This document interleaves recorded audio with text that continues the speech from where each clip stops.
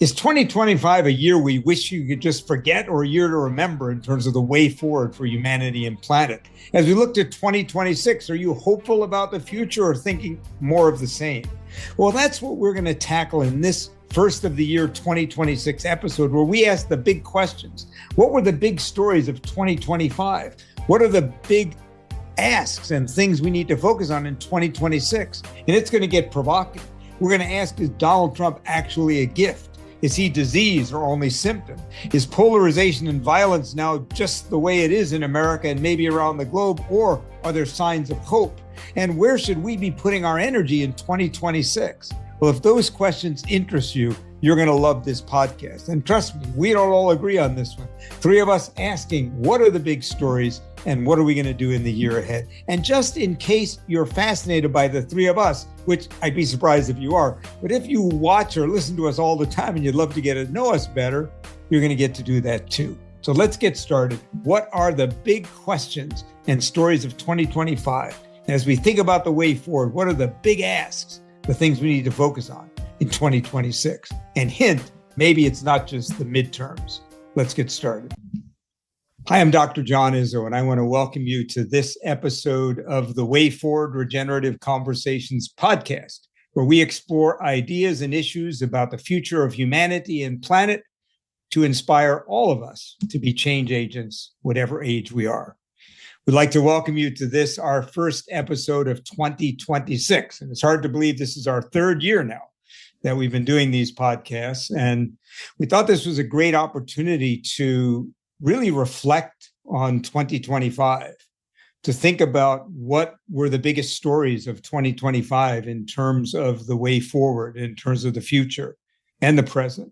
What are the biggest challenges ahead in 2026? And where should all of us be putting our energy, at least in our view, in this year ahead if we want to create a better path forward? And we're also going to do something we don't usually do on this podcast. All three of us are going to be here today. Alon, my co-host, who you know so well, Jim Burke, the man behind the screen who does the editing and producing of our podcast, and myself. And we realize that you don't always get a chance to get to know us very well. And so we're also going to give it several chances during this podcast for you to get to know us, who we are as human beings, kind of what makes us tick, and where we spend our time when we're not trying to reach you in this podcast. So again, we want to welcome you. I think you will agree with us. 2025 was a year full of important headlines and important hints about where we might be going for the better and worse in the years ahead. So Alon and Jim, welcome. Really looking forward to our conversation today. So do I, John. As we all know, it's a very good time to reflect. And also the fact that 2026, according to numerologists, is the beginning of a new cycle. So that means that this is the end of a 10-year cycle. And I am really very encouraged by the fact that we can take this time to deeply reflect on where we are and where we want to be and what we want to do. I want to thank you, John and Alon, for being my partners for the last 3 years. It's been an incredible journey. Believe it or not, when we look at the number of views and listens to, we're at 50,000, incredible number. And I have to hand it to both John and Alon for being our hosts. This journey has been both inspiring for me, educational for me, challenging for me at times. And because some of the topics we take on are fairly difficult and fairly controversial, John, Alon, you do a wonderful job of turning it into a conversation. So John, lead us off today. What do you want us to do? Yeah, well, I think let's start with maybe just each of us sharing a moment of insight in this past year that really struck us in terms of the way forward. And I'll start. I was sharing with my two colleagues before we came on that one of those moments for me this year was in the aftermath of the Charlie Kirk assassination.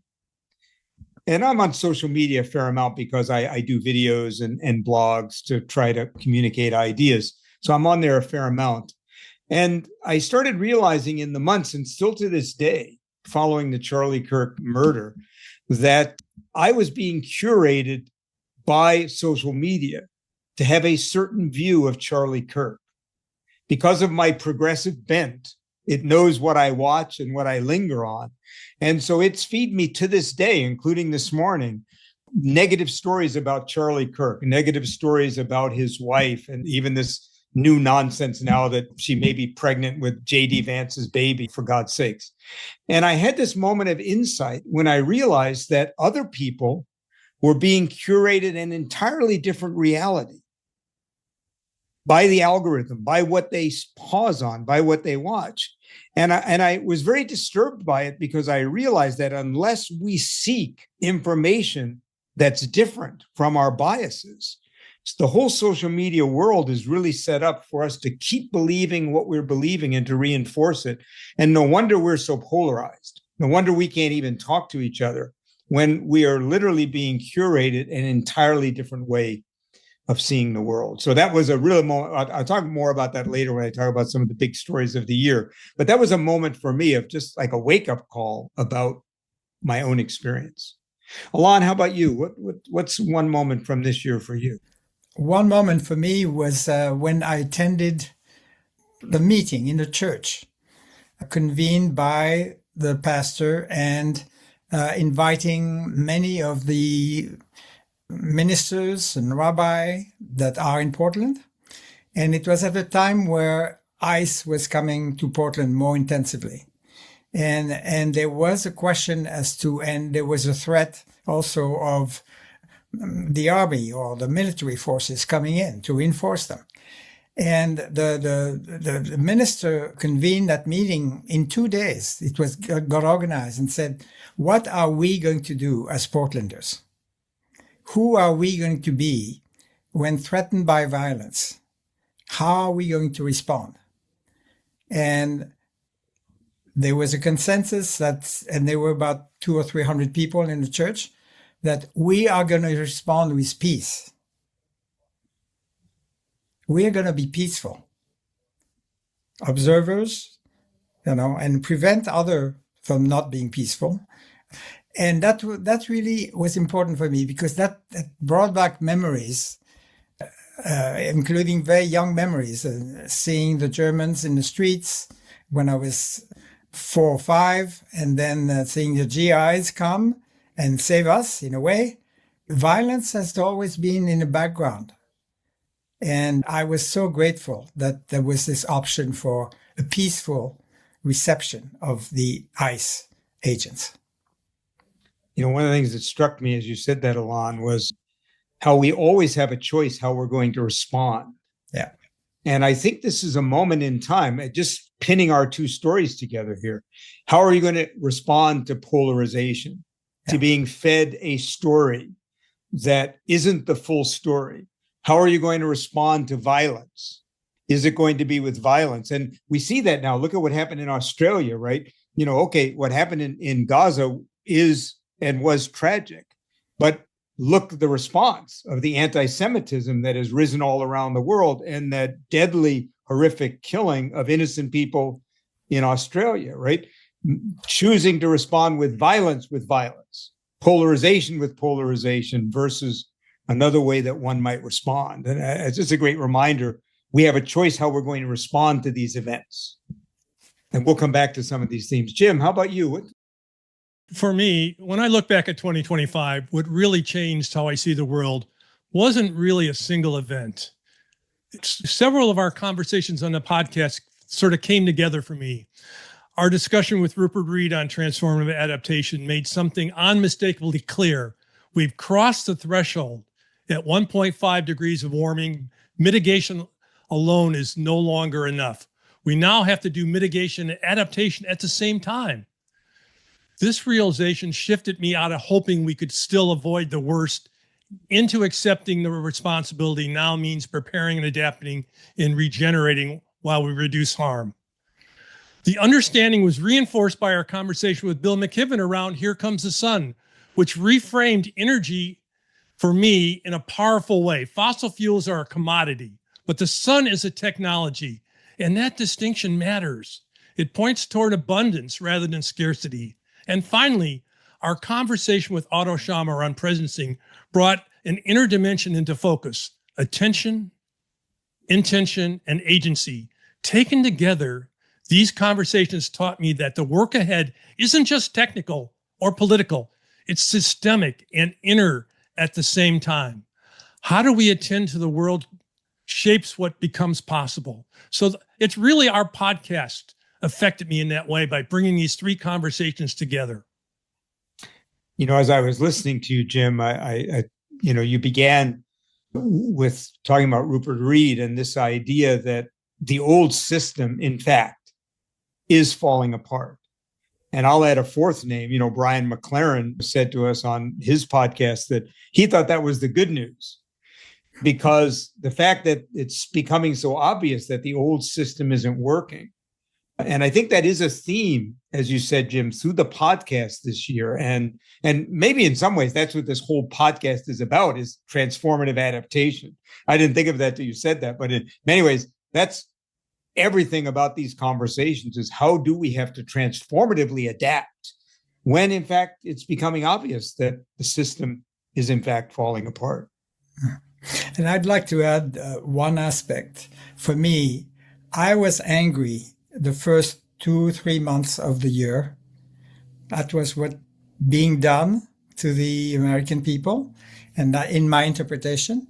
And more in the last few months, I have considered that actually, and this may surprise some people, I think Trump is a gift. Trump, and his, in the sense that he is helping us see what are the extreme aspects of the dominant worldview, the Western dominant worldview of materialism and egocentrism, and that is built in the system. As you were talking about system, it is built in the system, and he is helping see more of us see when you push this to some almost extreme, is this really what we want? And so as the protests started coming up, and I said, yes, in fact, he has a role to play in us replacing the system that is broken with something that works better.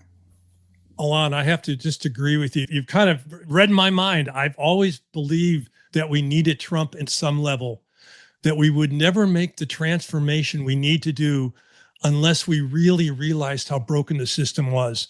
And it was very broken, but Trump has made it apparent. Let us see it to a new, deeper level. And he is actually destroying part of the infrastructure. And my greatest hope is that when we rebuild it, we don't rebuild it to the same. That would be a huge mistake. We need to rebuild it something new and different. So Trump is giving us an opportunity here, a chance to rebuild something that could serve the needs of everyone rather than the needs of the few. And so thank you for bringing it up and mentioning that. I think we have to reframe it that way to be able to move forward. Yeah, and you know, one of the things is that in leadership, there's two theories. The great man, the great woman, the great person theory. The theory is that at just the right time, a great leader comes along and shapes the future. The other is that the leader who shows up is a symptom, an artifact of what's happening in the system. So I think one of the interesting things about Trump, not to get too esoteric about it, is that in many ways, I think a lot of people were surprised by Trump because they saw him coming out of left field. They had, I think, the mistaken belief that if Trump hadn't come along, everything would be fine. But Trump was the manifestation of the polarization, the disaffection, the separation, the loss of meaning, the system not working for meaningful numbers of people, the growing angry rhetoric, the social media and landscape that I was talking about earlier. So I think I agree with you guys that in a way it's a gift the system is breaking down. I don't know if I go as far as to say Trump himself is a gift, but I see him as a manifestation. Now, maybe it's worse because of the particular person who showed up, but I think that you look at these last 30 years, everything prepared for what's happening now. And back to what you said, Alon, that's the choice point that we're out as we go into 2026 and beyond, not just in America, but really across the world. What's the choice we're going to make? Which maybe gets us into this question. What do we think is the biggest story of, or stories of 2026, especially as we think about the big picture about where we're going? Alon, maybe start with you. What do you think is the biggest, again, from a systems perspective, what do you think is the biggest story that we should be paying attention to as we look back in 2025? And here, by the way, I don't mean necessarily a particular moment, but the storyline. What's the storyline that we're seeing that we need to pay attention to that maybe is the headline? Why don't I jump in there real quick? Well, I'll let you think for a second, Alon. I want to frame it this way. So I've worked for the government all my life. I worked in 3 federal agencies, state agencies. I have a great appreciation what's going on in the infrastructure in Washington. But we have this social agreement. We call it the rule of law. We have these laws and regulations, and some of them are understood. There are certain ways the president operates, does things that are assumed this is the proper way to do things. And then we have rules of law. What those all really come down is a social agreement. They can't really compel us to do 90% of the laws. They can penalize us, throw us in jail, but it's an agreement. It's a social agreement we have among ourselves. This is the way we want to operate in the world. And we came to realize now that many people are no longer agreeing with that. All you have to do is go on the freeway today. They can't stop the speeders anymore. There are so many. I am terrified when I drive on the highway. The speed limit's 60 and I'm doing 70, 75 and people are passing me at 85 and 90. I'm in terror because the rule of law cannot be enforced and the social agreements are broken down. So how do we reunite that? How do we reconnect with each other and come to agreement? How do we live in this world? So I think that's one of the things that Trump's done. One of the major things is the rule of law has failed all across the world. And now it's the powerful that gets to make the rules. It's not the people who gets to make the rules. And that scares the hell out of me. I completely agree with you, Jim. And for me, breaking the law and actually considering it as normal is an act of violence itself. And I was talking about violence. It's a different kind of violence, but it is violence because then everything is possible. Everything is okay if this starts at the top. And you were talking about drivers on the freeway, but yes, what kind of example are young people receiving at this time as to what does it take to live in society when a few people can impose their will on others and not be reprimanded, if not punished for that? I think that's the biggest story. And that's what I'm definitely looking forward to, considering that the protests that have been emerging in the last few months are very much against that omnipotent rule, no kings. And and I might take back the notion of a gift. A person is a gift, but what they are doing is a gift. And because it's like for us, the current system is like fish to the water. We've grown up with it. We consider it normal.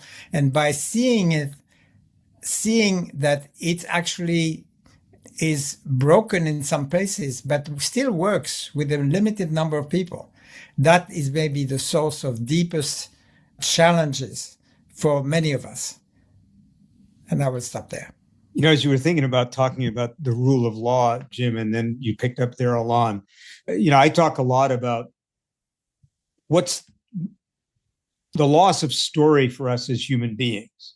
And it's happening in many societies, including in the United States, this loss of a sense of who we are. And a lot of these norms came from our history, from our religious beliefs, et cetera, that really shaped these kind of norms of how we live together. And the road rage that you talked about, Jim, is one thing, But think about the road rage that happens in social media, just the basic civility that's been lost. Here's a funny thing from the last year that doesn't seem like an important story, but I think it is. Do you remember that couple, the CEO who was caught on camera at the Coldplay concert? One of my favorite groups, but I've seen Coldplay many times. And remember, they were caught on the kiss cam and they hid from the kiss cam and wound up then going viral all over the world. Both of them wound up splitting up from their spouse because they were having an affair. He wasn't with his wife. But what was interesting, put aside for the moment the morality of an affair. Now, 50% of the country have them. So, Jesus said he was without sin, cast the first stone. But what was really interesting to me was the level of vilification that people felt permission to heap onto these two people for something that half the population has done at some time in their life. But if you look at what happened in the anonymity of social media, people felt the full freedom, to your speeding analogy, Jim, to speed over all civility, all compassion, and just vilify these people to no end. So they literally, the rest of their life is probably ruined. And I think these are all symbols of the same paradigm, right? And even in America, our inability now to even compromise on anything or to even have friends across the aisle. These are all symptoms of this breakdown of civility, of a common story of, so again, back to this idea of manifestation. I don't think the rule of law is the problem. What's broken down is our social norms and our agreement on how we ought to behave. And the rule of law, as you said, Jim, the rule of law doesn't matter if we don't agree. There aren't enough police in the world to police a society if we no longer agree on what right and wrong is. Well, I think you're absolutely right, John, and you really hit upon it. And so I want to take one step deeper. What are we seeing here? It's a level of entitlement.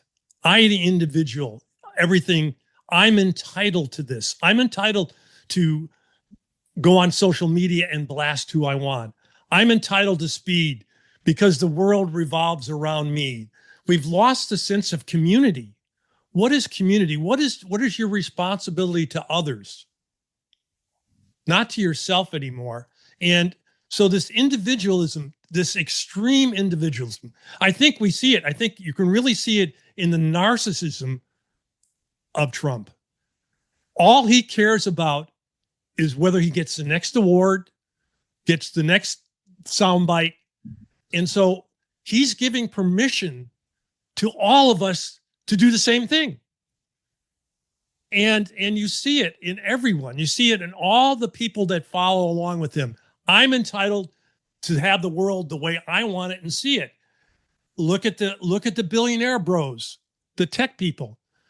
They have billions of dollars, but they need a tax break. Why in God did they need a tax break? And from that perspective, the social media, as you said, John, has amplified everything. There was never a president that wrote as many messages that everybody can see if they want to and keep doing it. And it almost opens the field for what you are describing, Jim. For everyone to do me first, adopt a me first perspective and possibly lie and slander other people.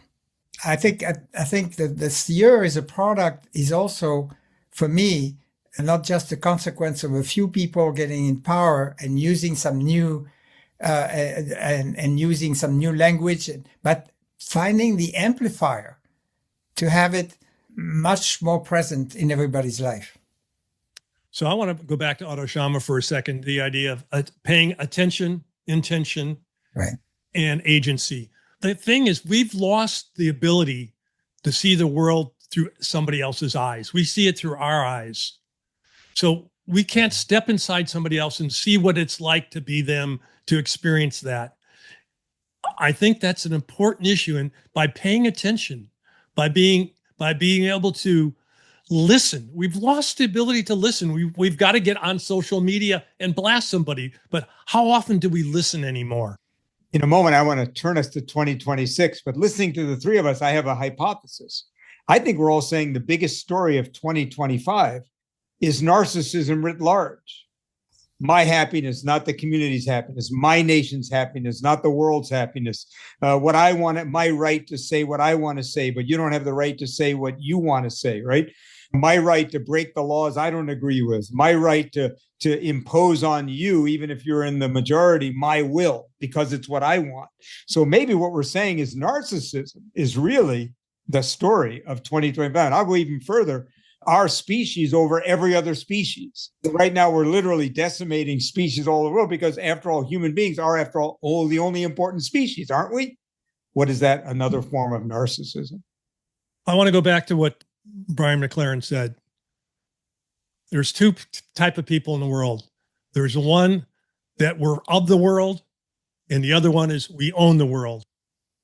Beautiful. And by the way, a lot of hints here about some of the great podcasts we've had this year. Rupert Reed on transformative adaptation, Brian McLaren, the author of Life After Doom, Otto Scharmer, who we had in the spring, all episodes you should go back to and watch or listen to after this one. Let's turn our eyes to 2026. What do you think is the big work as we look ahead at 2026? And a number of years ago, I read a beautiful book called The Signal and the Noise.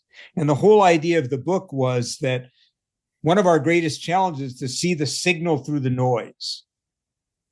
So as we think about 2026, what is the work that needs to be done if we're going to have a different path? And either one of you ready? You go ahead, Jim. What's the work of 2026? Looking ahead to 2026, the first challenge that stands out for me is democracy in the United States.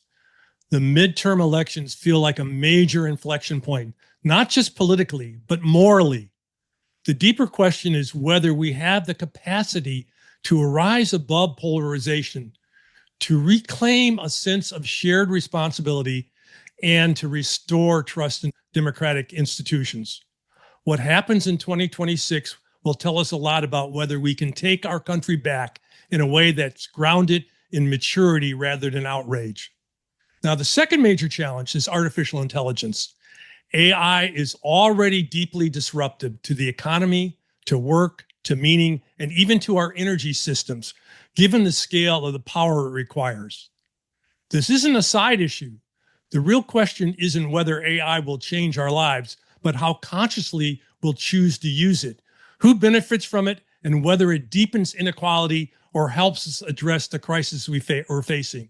In both democracy and AI, I see real danger, but also real opportunity for wiser choices and elder leadership. Great. Let's come back to these themes. Alon, just the headline for you. What do you think is the big work of 2026? Well, democracy is definitely number one because it gives access to correcting or shifting over to another way of being in society that we have lost sight of in this year. And that goes along with an ethical sense that would be embodied among the people who are most visible on the scene. And the capacity to think longer term. We know that the environmental crisis is already very deep and we are not going to solve it in a year or two.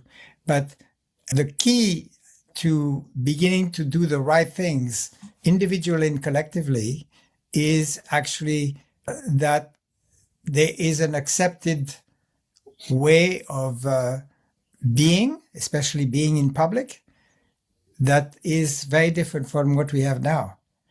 So for me, the lock is indeed through democracy, because yes, individuals can do a number of things locally. I believe we're gonna see some emphasis on local initiatives, and they are already there, that will begin to look differently for where people are living, or rebirth some form of community life.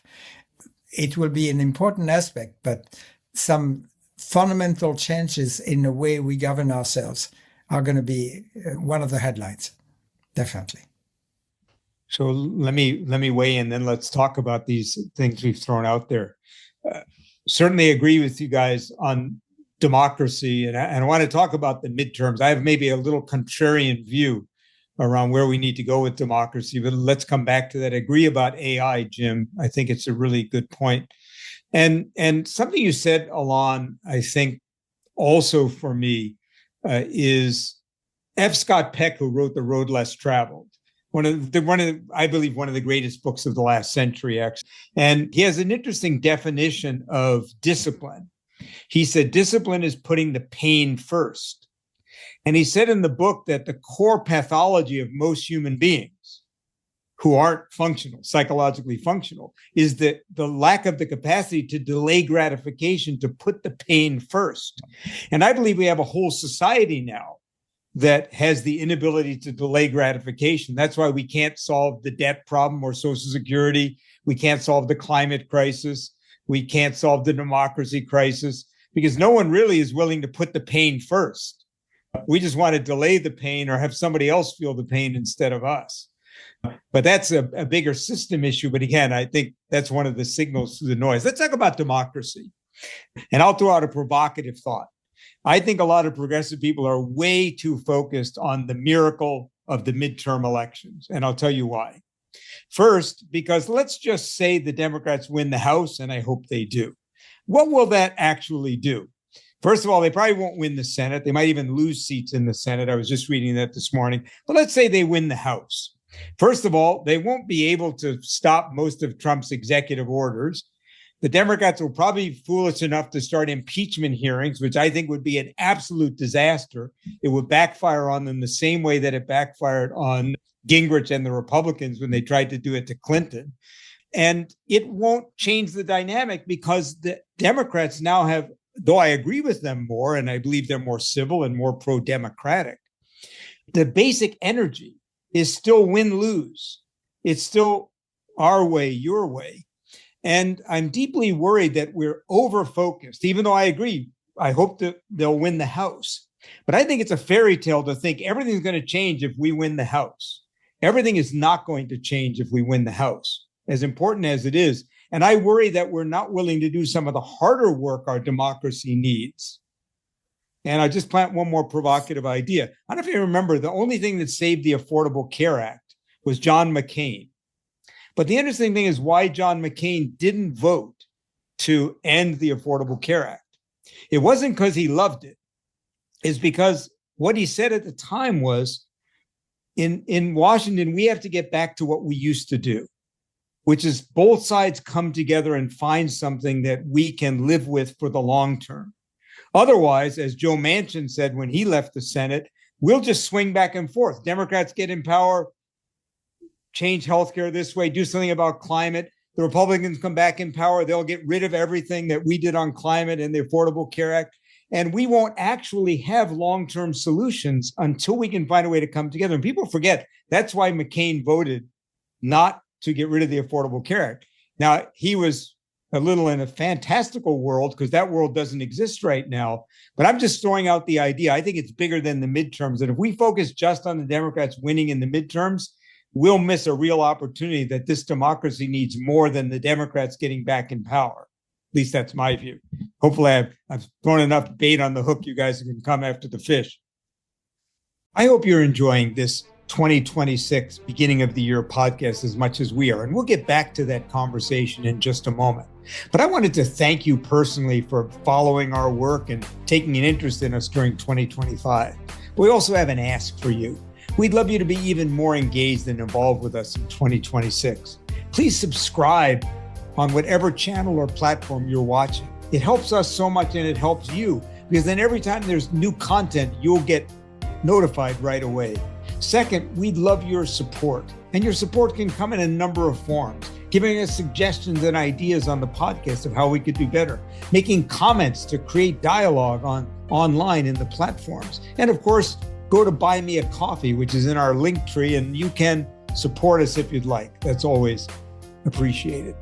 We'll get back to you again in just a moment, but we've had an exciting year ahead, including if you loved our climate crossroads conversation last month, You're going to love our Democracy at the Crossroads conversation coming later this spring. Meanwhile, let's get back to the podcast. And thanks again so much for being a part of our community.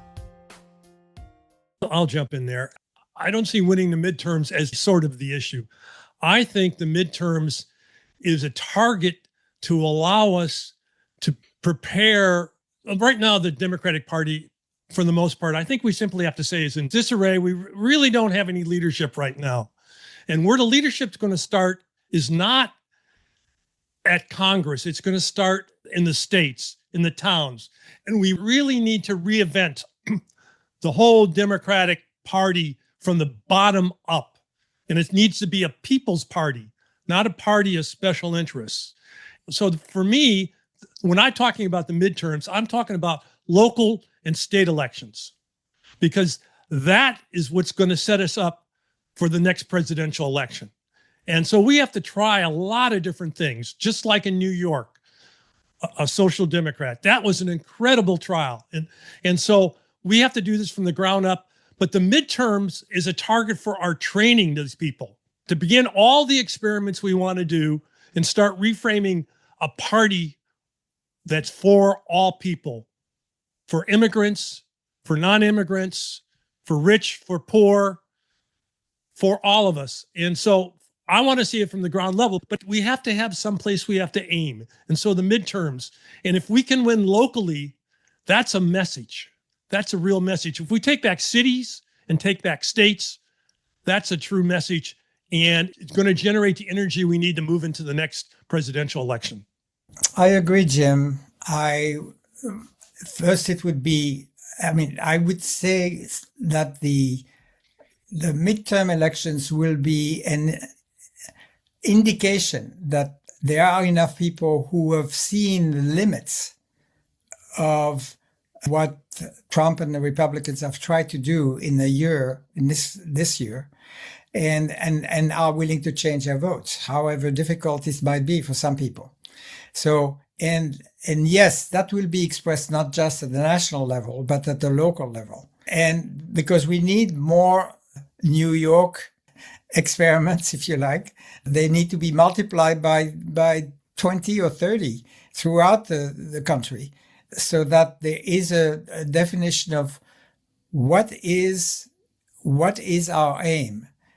Is it an inclusive aim, or is it an exclusive one? Because so far we've been playing the exclusivity game. That's what I would see. So the Democratic Party has to learn to reinvent the system that works in the long term, not just play with what has been the legacy of the past decades. And hopefully some new people are going to emerge, like the new mayor of New York, that will symbolize that, because people need symbols. That's my sense. So that will be a big story. So, I was thinking about a couple of things that you guys said. I just read Ezra Klein's book, Why We're Polarized. And you'll see why I'm mentioning this book.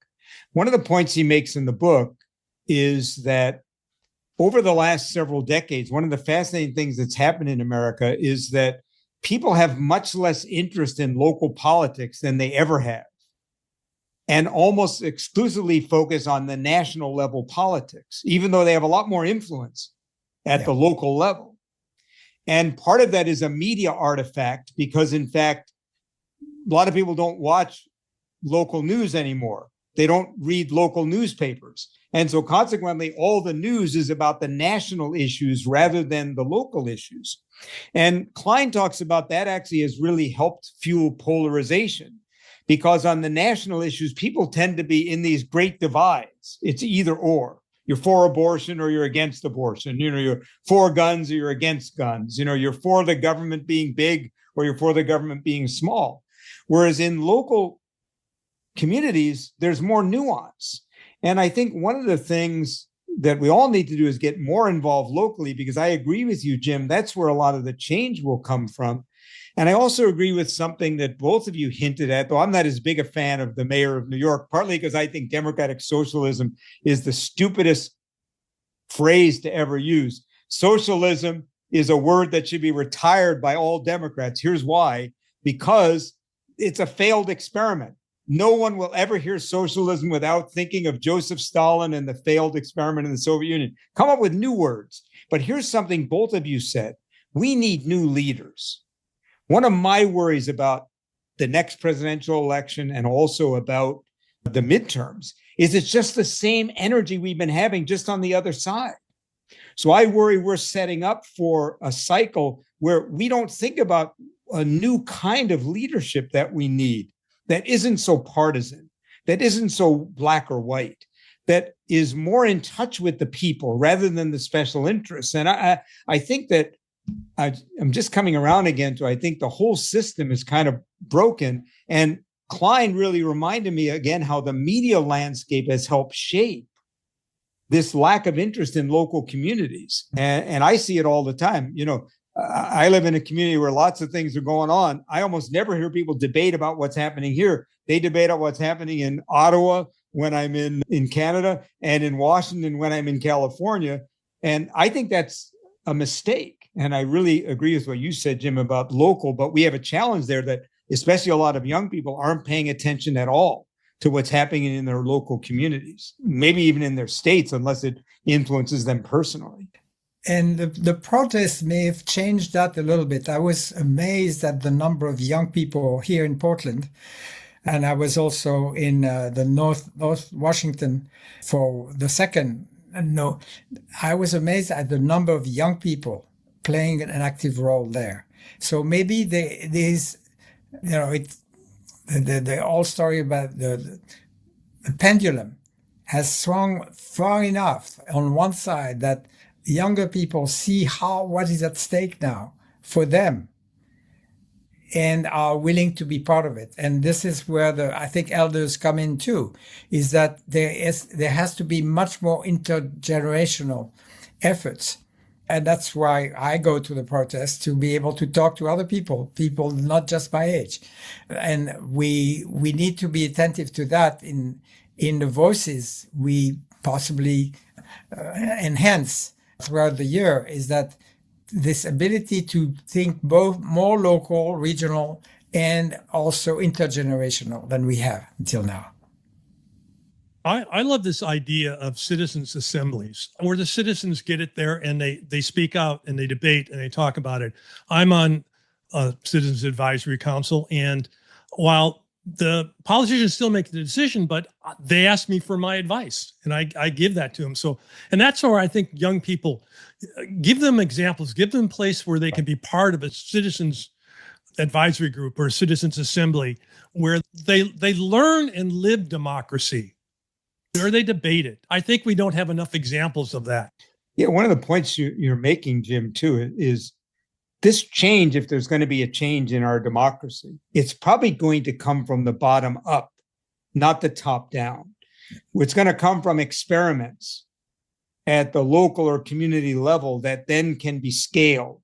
And I agree with you about citizen assemblies. And we had Suzette Masters on, who talked about future design, of going to the future and thinking about what we would want now from the perspective of the future. And that was intergenerational work that the Elders Action Network, that, you know, is one of our co-sponsors, has done, and bringing people together from across generations to ask those very kinds of questions. And I think if young people got involved in those kind of experiments, they wouldn't feel so impotent about the system. Because I think impotence is one of our big challenges. Most people think the system is too big to change. And it probably is true at the national and international level. But at the local community level, if we can experiment with some things, then maybe we can scale them. And that's why we may need to think of 2026 as 1 year over the next 2 or 3 years, or possibly more. You know, there's no miracle year from that perspective, but if it could send some signs in the right direction and make more visible the number of experiments that have been going on all over the country, including young people, etc. So, but that's not what is in the news now, because there's so much polarization at the top, as you said. So I think if we take a perspective that more experimentation could be made visible in a year, and we can be a voice for that as well.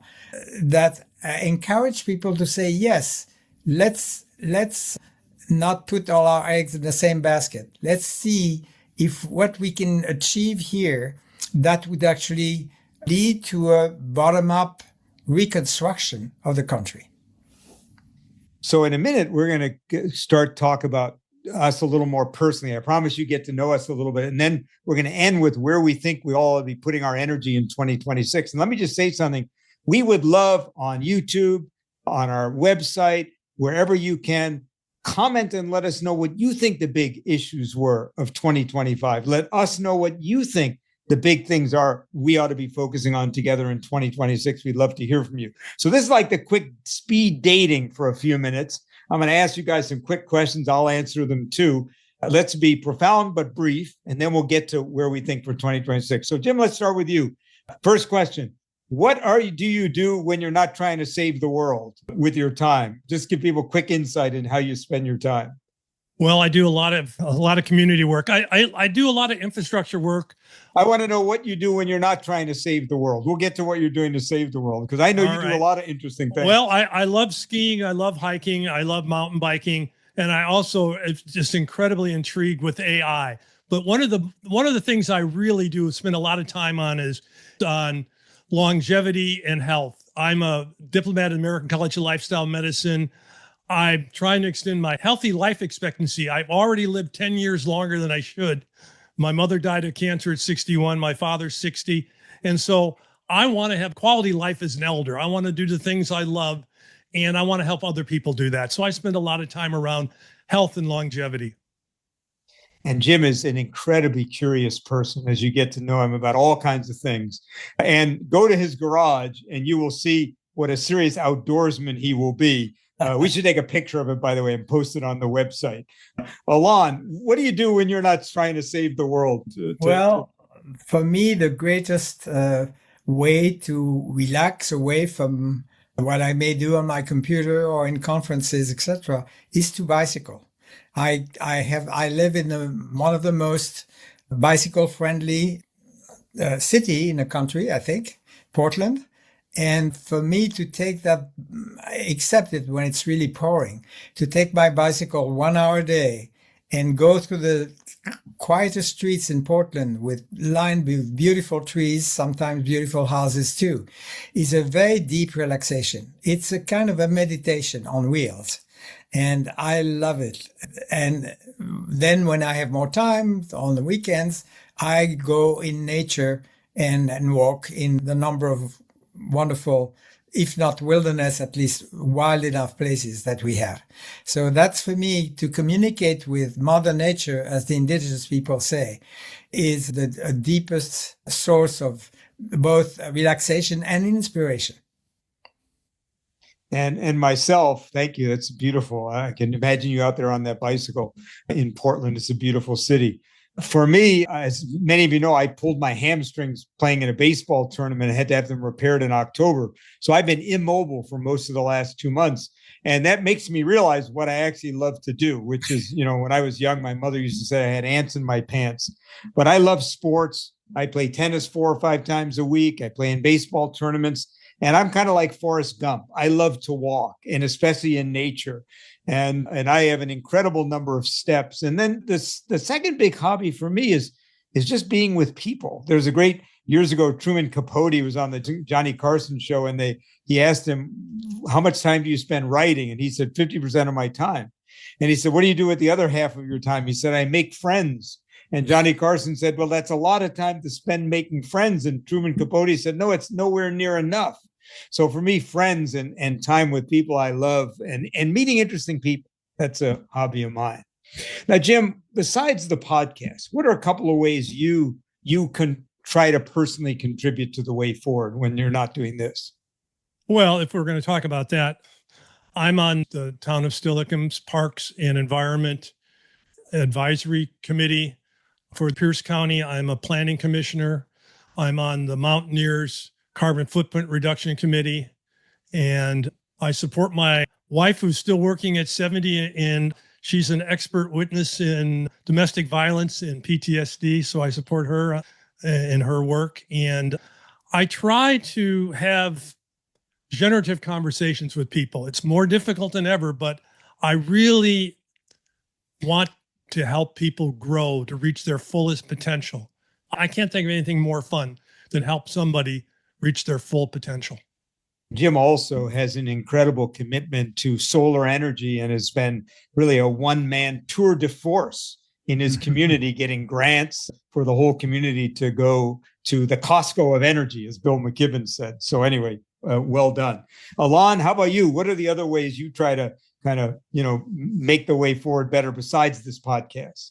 Yes. Well, 3 years ago, I co-created the regenerative elder process as a way to invite elders to explore both what their inner dispositions are for renewal and the way they can express them in the world.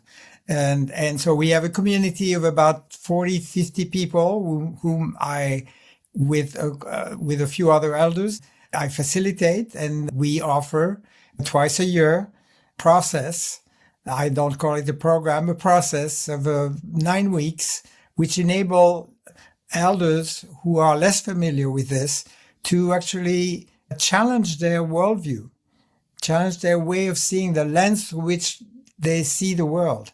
And from that, then maybe pick up some new practices that helps them in that inner quest, and also will then make them more effective in their community. And that's actually what we are going to switch to now, or put more emphasis on this year, is helping elders either create or participate in local communities in which they can exercise some of these new capacities they have, or their talents that they have had for quite a while.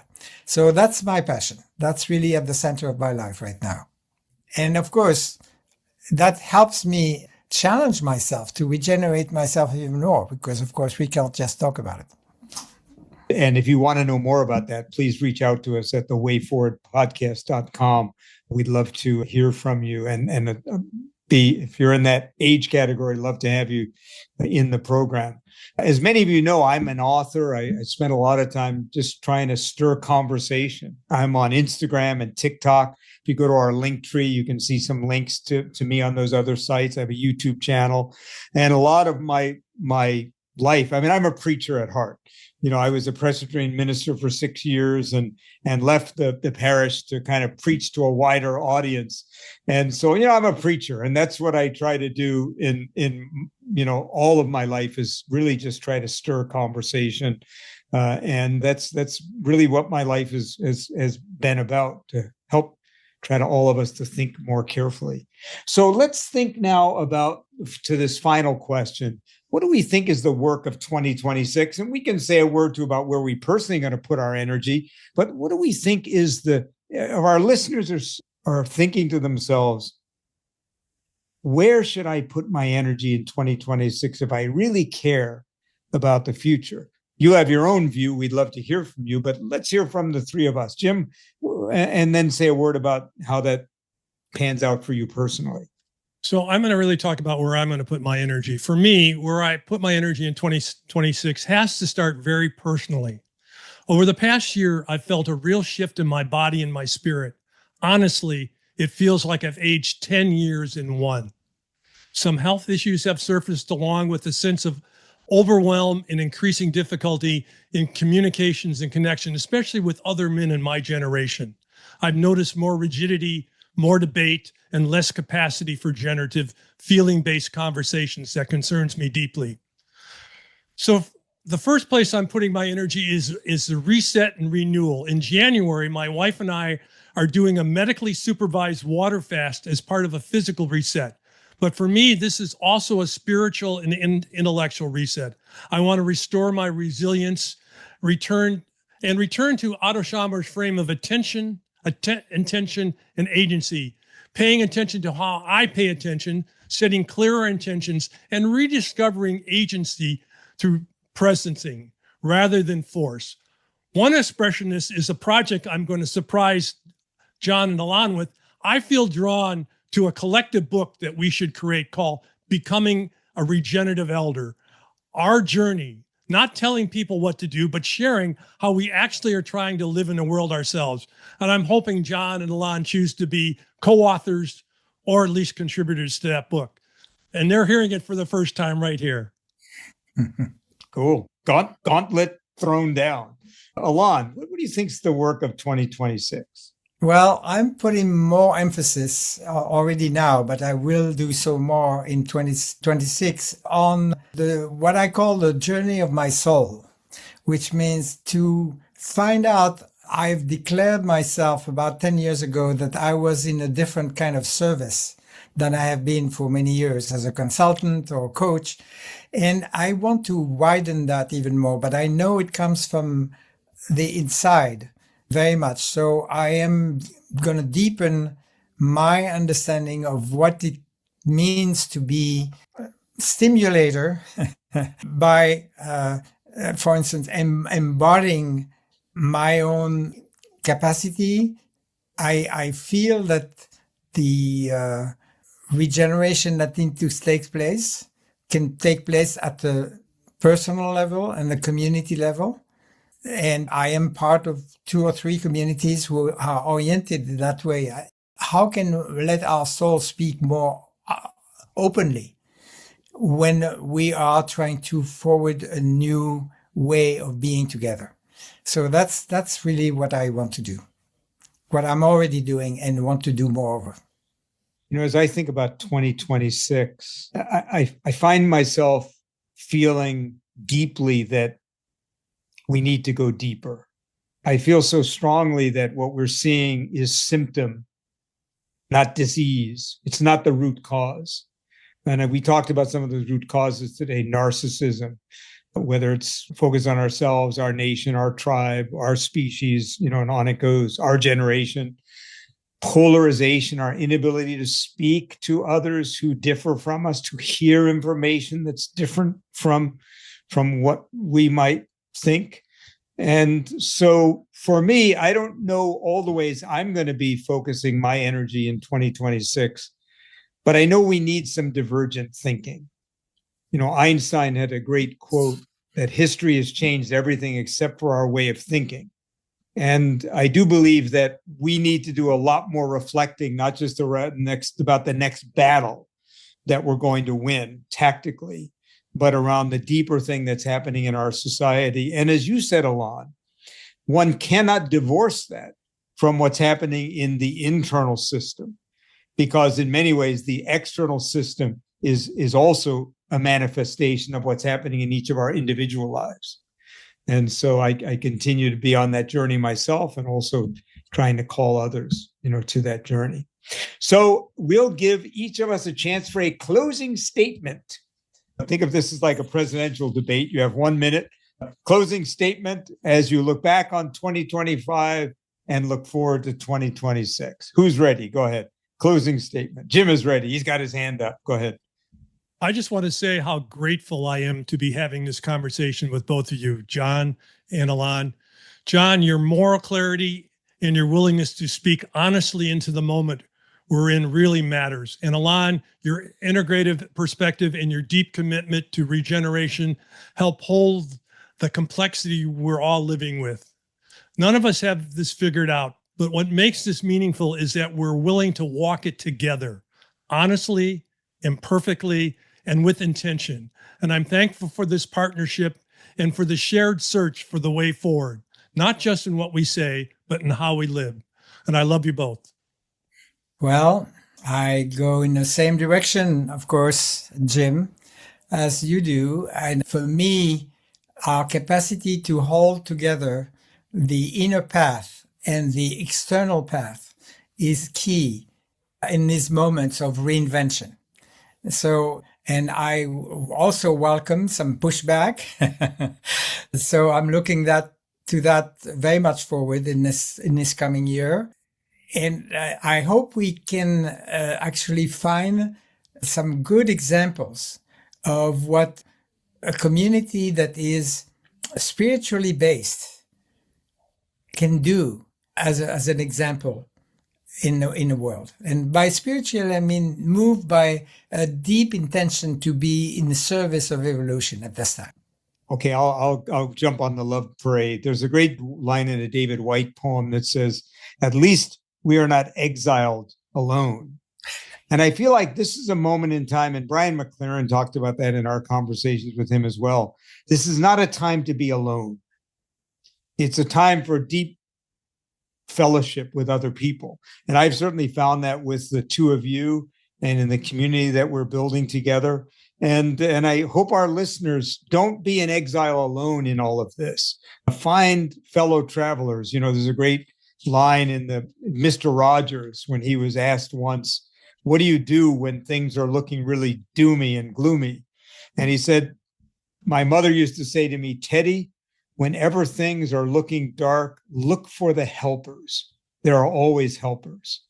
And I consider you two some of the helpers, along with myself, on this road, and all the people we've had on this year, incredible helpers. And maybe that's what we're trying to do most of all here, besides create Regenerative Conversations, is create a community of helpers who are trying to support and learn from each other. And you are part of that community, all of you who watch and listen to us. And one of our hopes for 2026 is that you will be more involved in this podcast, more involved commenting, more involved subscribing, more involved reaching out to us and telling us what your opinion is. And we hope even more involved supporting us, because we need that as well. But we always say at the end of every podcast here how history is not a destination waiting for us to arrive, and, you know, we're creating history. But it's not just a throwaway line. And you hinted at that earlier, Alon, that we have a chance to step up and respond to the situations we're facing right now. And look, we missed some of the most important stories. The Ukraine war that still has gone on another year. Even while they're talking peace, they're bombing Kiev as we speak. The war in Gaza and the tragedy there that still continues, even though there's a truce, and the anti-Semitism that it also has unleashed around the world, including that horrific killing in Australia just a few weeks ago. And so there are so many stories. And the long emergency, as a book said about climate change, the long emergency continues. Even though it doesn't seem like an emergency, it's happening as we speak. So we hope all of you have a blessed beginning to this new year. And most of all, we hope that all of us will put our hands to the plow, step up in every way we can to create a better way forward for us and for the planet. We'd love to hear from you. And meanwhile, we'll see you next time in gratitude on the way forward. Thank you. Thank you for joining us in this episode of the Way Forward Regenerative Conversations podcast. I'm Jim Burke, the producer. If you found this conversation as enlightening and motivating as we did, please subscribe to our podcast and YouTube channels. Your subscription helps us continue bringing these vital discussions to a broader audience. Don't forget to share this episode with your network, and let's work together to build a better world for all generations. Find us on YouTube, Apple Podcasts, Amazon, and now on Instagram and YouTube Shorts. Together, we can make a difference. We'd love to hear your feedback on today's episode and any suggestions you have for future guests. Please send your thoughts and recommendations to thewayforwardrc@gmail.com.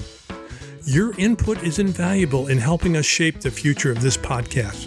Thank you for being part of the Way Forward community.